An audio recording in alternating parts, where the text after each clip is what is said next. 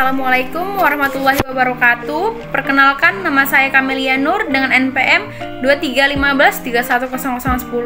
Saya selaku Ketua Kelompok 4 Mata Kuliah Etika Bisnis Prodi Manajemen Universitas Pembangunan Pancabudi Medan. Adapun anggota kelompok 4 terdiri dari Afdelia, Nabila Az-Zahra, Esti Ananta Borustepu, Esther Lolita Huta Barat, dan yang terakhir ada Glenn Boy Saragi. Tugas ini kami buat untuk kebutuhan tugas mata kuliah etika bisnis oleh Bapak Holil Holik, SESHMH.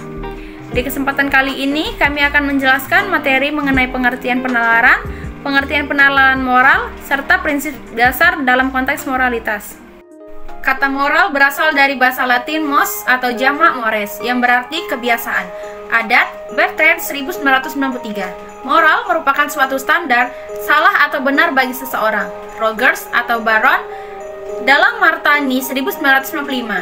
Burns 1997 mengemukakan bahwa moralitas mencakup mematuhi aturan sosial dalam kehidupan sehari-hari dan konsens atau aturan personal seseorang untuk berinteraksi dengan orang lain. Moralitas dapat dikatakan sebagai kapasitas untuk membedakan yang benar dan yang salah, bertindak atas perbedaan tersebut dan mendapatkan penghargaan diri ketika melakukan yang benar dan merasa bersalah atau malu ketika melanggar standar tersebut. Hasan 2026. Nah, adapun tujuan penalaran moral, yang pertama, penalaran moral kemampuan yang dimiliki oleh seseorang individu untuk melakukan suatu penilaian atau mempertimbangkan nilai-nilai perilaku mana yang benar dan mana yang salah, atau mana yang baik dan mana yang buruk, yang datang dari hati nurani dan bukan merupakan paksaan dari luar dirinya. Nah, yang kedua, rangkaian proses untuk mencari keterangan dasar yang merupakan kelanjutan dari keterangan lain yang diketahui terlebih dahulu.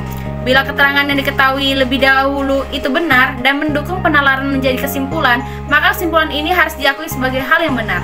Nah, yang terakhir, dapat mempengaruhi perkembangan penalaran moral seseorang, yaitu kesempatan, ahli peran, situasi moral, konflik moral kognitif, keluarga, dan pendidikan.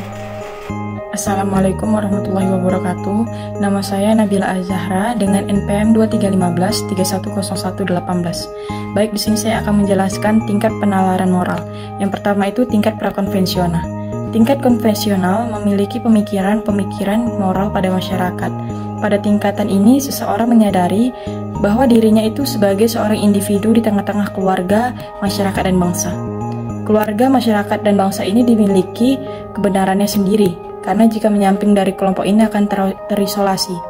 Oleh karena itu, kecenderungan seorang individu ini pada tahapan ini adalah menyesuaikan dirinya dengan aturan-aturan masyarakat dan mengidentifikasikan dirinya terhadap kelompok sosialnya. Baik, yang kedua ada tingkatan konvensional. Pada seorang remaja atau seorang dewasa, orang ini ditahapkan menilai moralitas dari suatu tindakan dengan membandingkannya dengan pandangan dan harapan masyarakat. Tingkatan konvensional terdiri dari tahapan ketiga dan juga keempat dalam perkembangan moral. Baik, yang ketiga ada tingkat pasca konvensional, yang dimana disebut juga sebagai moralitas yang berprinsip.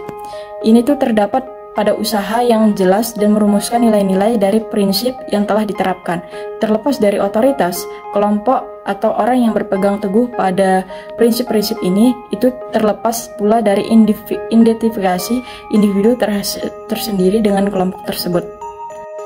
Nama saya Esther Lolita Huta Barat, NPM 231531001085. Tahapan penalaran bab 1. Orientasi prinsip etika universal masa dewasa.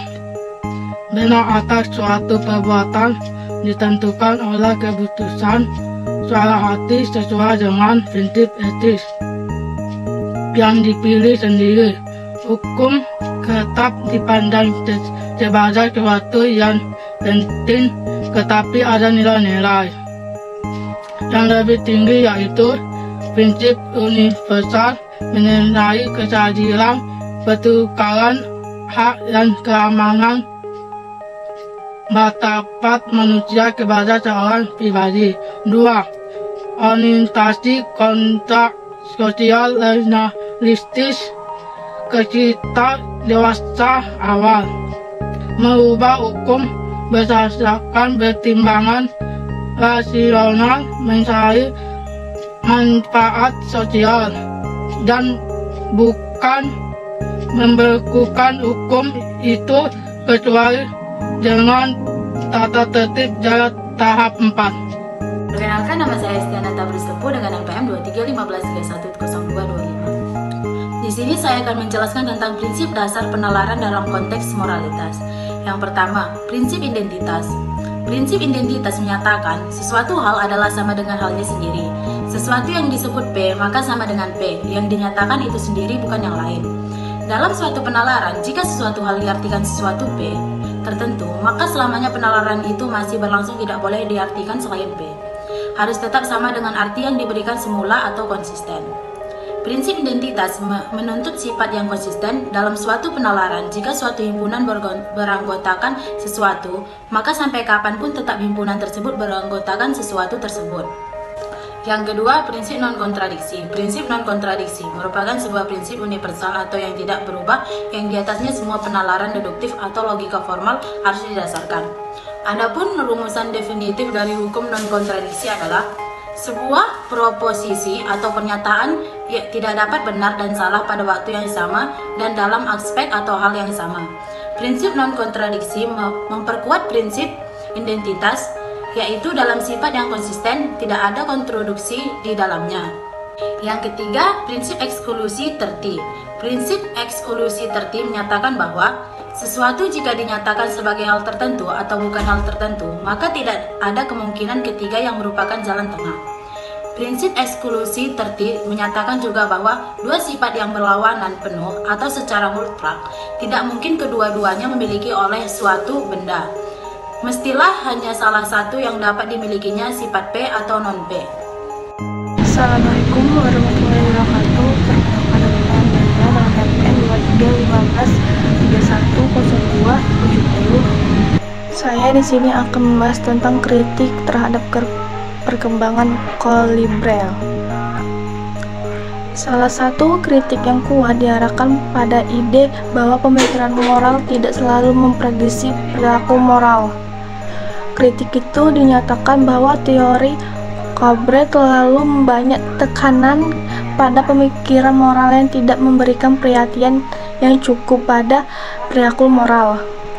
Psikolog lain mempertanyakan asumsi bahwa tindakan moral dicapai terutama oleh penalaran formal. Salah satu kelompok yang berpandangan demikian, sosiointuitionis, mengumumkan bahwa orang sering membuat keputusan moral tanpa mempertimbangkan nilai-nilai seperti keadilan, hukum, hak asasi manusia, dan normal etika yang abstrak.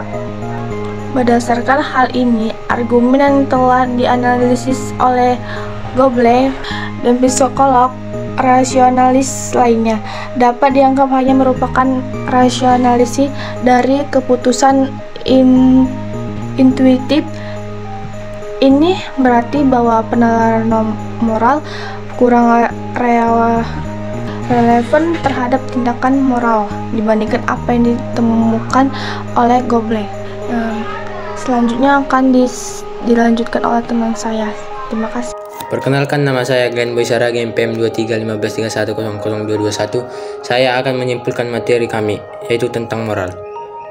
Penalaran moral merupakan suatu kepribadian dan juga cara berpikir setiap manusia. Penalaran moral mengajarkan kita agar memiliki pengetahuan yang lebih luas dan mampu menghadapi hal-hal yang abstrak, dan mampu memahami bahwa nilai-nilai kita sebagai seorang manusia didasarkan pada perasaan atau pilihan yang menjadi bagian dari kita.